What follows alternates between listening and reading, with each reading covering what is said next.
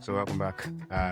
It's been a few weeks since the last video, and I first want to say thank you so much for taking the time to go through it. And I got a lot of feedback, and saw a comment that I did my best to make sure I responded to all the comments. But then also for folks that sort of like reached out to me through my channels, thank you so very much. God bless you. It was a lot of love that I received from you all, and that was really, really, really great. Thank you. I'm super, super grateful. Um, for the past few weeks, I've been thinking about a number of different things I thought, I'll talk about. There was the, recorded video about the career piece, which I think might go out before this video or might go out, maybe a day or so after this, depending on, how I think about that. But primarily, I think, in this video, I'm talking about something that sort of occurred to me a few weeks ago, and I'm gonna, share a little bit of a story about it, and also help frame my thinking as to why I think it's important and why it's a skill that everyone should have, even though it's quite unpopular. um and you would never really sort of like, I'm not sure if you see it in a book, I mean, in the way I'm going to say it, but you'd also have heard different people say things that are related to it. So let's quickly get into it. Now, a few weeks ago, I changed the bio of my ex account, and I said I'm learning to be unashamed, and this is one of the ways in which I'm trying to do that. And just for context, so my Twitter account has always been, you know, um, unlocked, so private mode, and that allowed me to do a few things. One, I can share what I need to share with the people that I know, and I feel like it's safe to share stuff with them, and they can also trust my context to understand where I'm coming from. And it's, that way I'm protected from someone from, the outer universe that I don't know, just coming to respond to my tweets and, does not understand the context.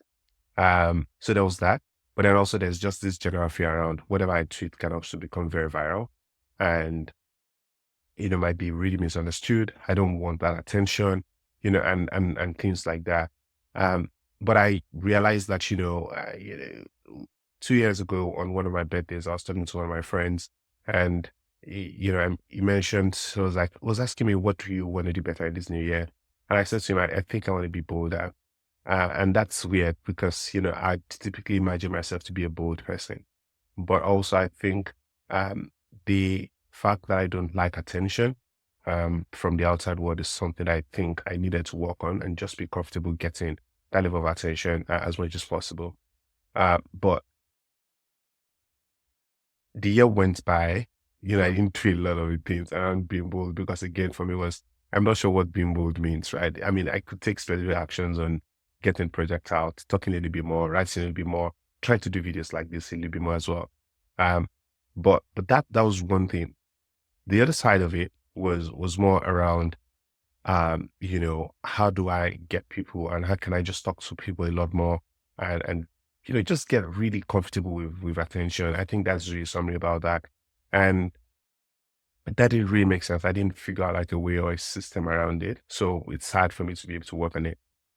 Then moving on into this year, and just a few weeks ago, I really saw part of my Bible study work. I've been reading Book of Genesis, and a big part of that, in my notes when I was reviewing my notes was, when God created man, and we're naked and unashamed. Just note that.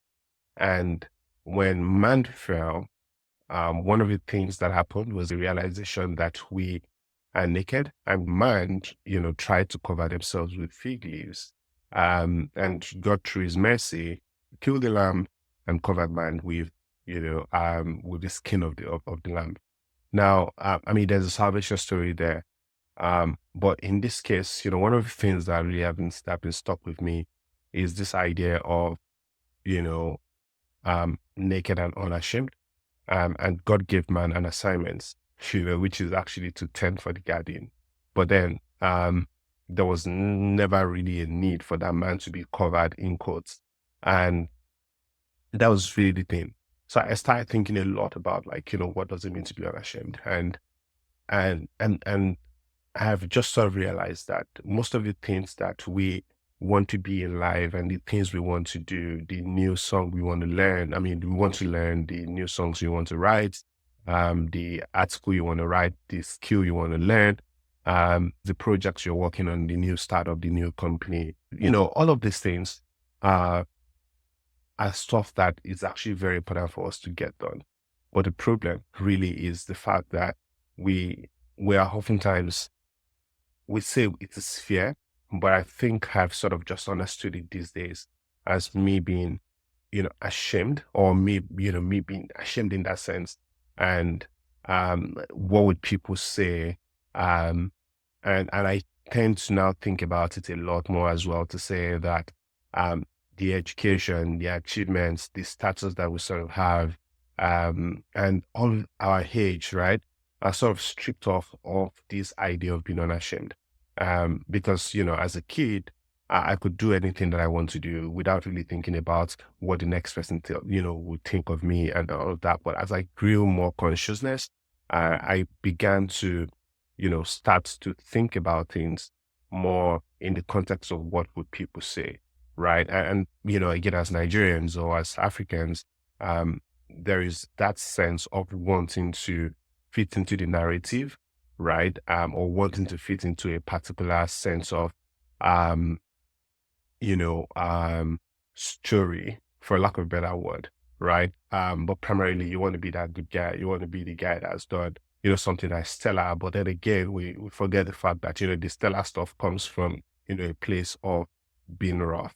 And even sometimes, and this is not just saying that, you should just do things without a sense of perfection. I think what I'm saying more is that we should be really comfortable with the idea that, um, things may not be perfect, right? Or whatever you actually are not doing because of, in quotes, shame, right? We should actually be doing that because really those are the things that makes us who we want to be. It's the things that make us who we want to be is not the things that we've done perfectly. It's actually the things that we decide to do and things that we've done with courage. And we're deciding to be a lot better about them, or better in doing those things. And just as I wrap up these general thoughts, in December, I was talking to a friend and we were talking about how kids are very interesting. And I'll explain what I mean by that is that if you look at a 2-year-old, 3-year-old child, they don't really think too much about what you think, right? They just do things and they do it, right? It comes to their head, they do it. There's a level of processing that, yes, now as adults with the faculty that we have, we can do better. But being able to do things like a kid, like, well, what would a child do, right? If you're missing deadlines, right? What a child would do is actually to just say, oh, I've not done it, right? And I think being able to reach out to people and be like, hey, I think I messed up here, right? Without shame is actually even a much more powerful thing to do than missing those deadlines, right? Being able to reach out to people and be like, oh, sorry, I think I might not be able to meet the deadline.